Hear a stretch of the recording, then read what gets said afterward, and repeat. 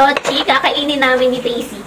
Titikman din daw niya kahit no anghang. Sabi ko, konti lang yung anghang niya. Mali ka dito, pakita ka na.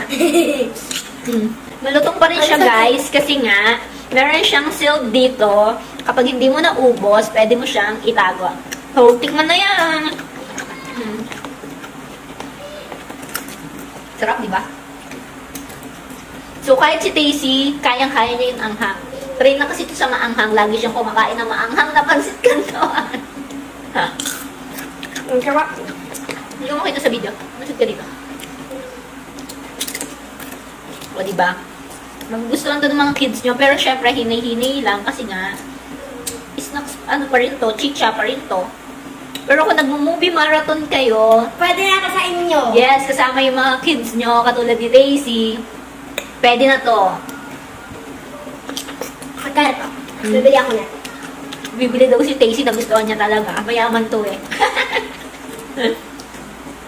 Ito yung batang rich kid, bibili ng Tochi. Tochi. Tingnan nyo guys, ang tapang lang, hindi na nain ng tubig. Pero uminom ka kanina.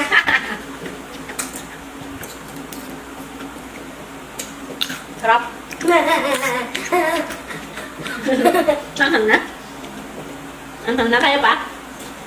Ha? Inom tubig. Kasi yun na daw siya ng tubig, medyo naanghangan na daw siya. Tumadab na sa dila niya ng anghang. Lagyan pa. Yung tubig pa daw. Tubig pa daw si Daisy, guys. Sige, babay na, guys. Wait, hindi pa ibabay. Hawakan lang. Mamumukbang pa rin daw siya.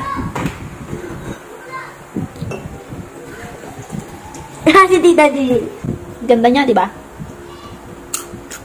Ayaw pa niya magbabay. Gusto pa niya magmukbang. Panoorin niyo yung part 2 na. Magiging part 2 na to. Guys, panoorin niyo yung part 2 namin. Magbumukbang pa kami ng Tochi. Bye! Sabay. Sabi ka naman. Bye guys. Panoorin niyo yung part 2 ah. Hindi na siya iinom ng tubig. Magpa-part 3 na. Part 2 pa lang, B. Magpa-part 3 na nga, di ba? O, sige. Bye!